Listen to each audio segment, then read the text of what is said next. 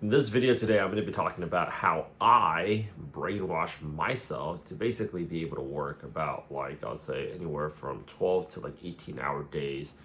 Maybe I would say some weeks is like about 6, 7 weeks, 6, 7 days out of the week. And I get this question actually a lot from people that are taking one of my programs to try to land a particular type of job. I also get people that I'm consulting right now. They also ask me this, like, Rich, how are you doing so much? Like, how do you get so much done? And like, where does the energy and where does the stamina actually come from? And that's when I actually tell people that if you're motivated by a dollar amount, it's going to be very hard to stay motivated because it doesn't get you very far. I lived long enough to basically know that I'm just going to be doing my evening stretching routine, well, as much of it that I can while I'm giving you guys this video. But like, if you say, like, this is actually why, like, one of our programs is tech sales, and people's, motivation for somebody that I'm working with right now is, I want to hit this quota so I can go out there and get a Ferrari. And it usually, like, when people tell me that, it doesn't last very long. You have to associate the goal with something that you really don't like, but you really value. Part of the reason why I work as much as I do right now is because I remember I had a wedding that I wanted to go to for one of my family members. And I remember asking my boss if I can go ahead and just attend that wedding. And they said, yeah, we'd love for you to go, but like, you can't go.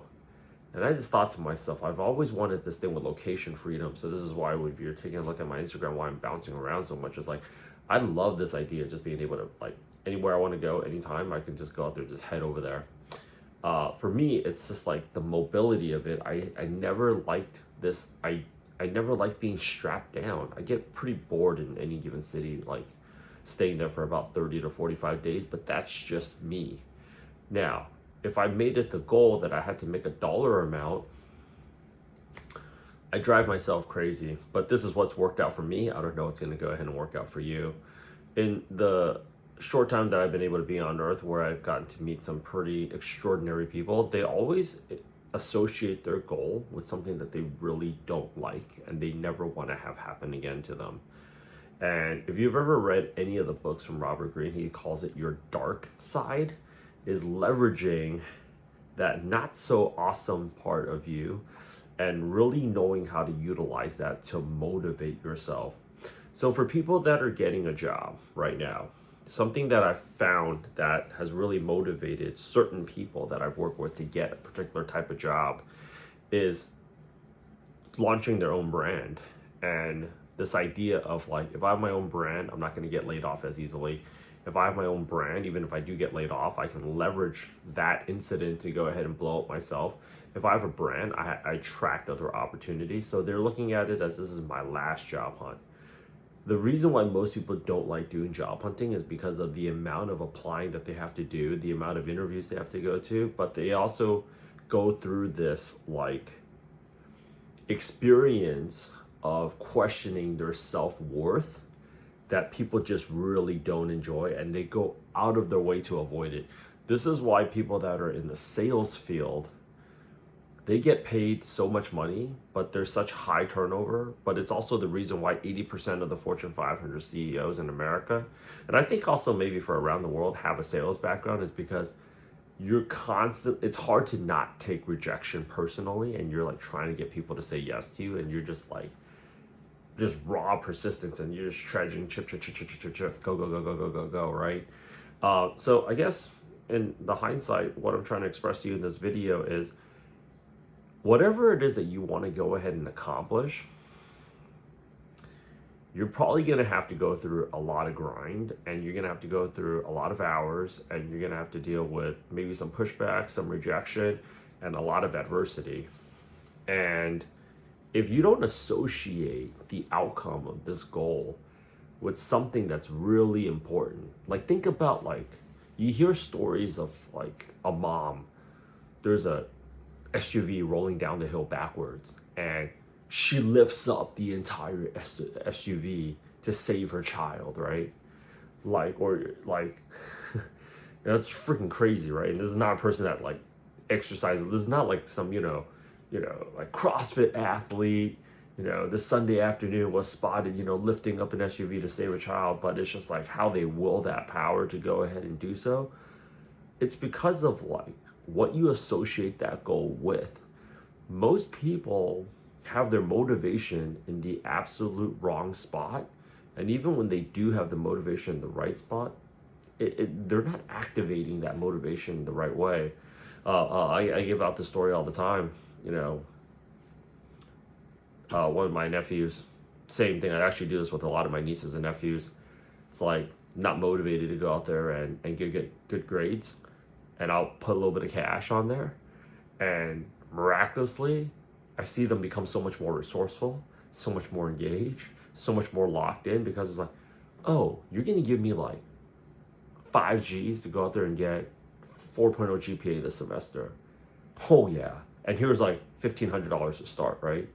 I just see the motivation completely change. Now you might be wondering, well, Rich, I thought you said don't be motivated by money. And then now you're talking about being motivated with the money. Well, I'm talking about like being motivated. I mean, how many of you would be motivated to do something for 5 G's right now? And we're talking about something like studying. It's, in high school, I think it's very, very, very doable, right? But if you're talking about something that's very hard, it's got to be something much bigger. The reward and why you want to achieve that reward, the pleasure of it, and the pain you are running away from that you associate that reward also with, has to be as great as the adversity that you'd have to overcome, or else you'd completely fall apart. And the best way that I can explain it to people is I have a list of reasons why I got to do what I got to do, but they're just like the music playlist that I have as an endurance runner. I run about like 2 to 3 miles, and I have this playlist that I've been working on since since college even. And I always like reorganize the playlist, and I get it to a point where sometimes I can just run 50 minutes nonstop through and through, just strictly because like I'm just motivated by these sequence of songs.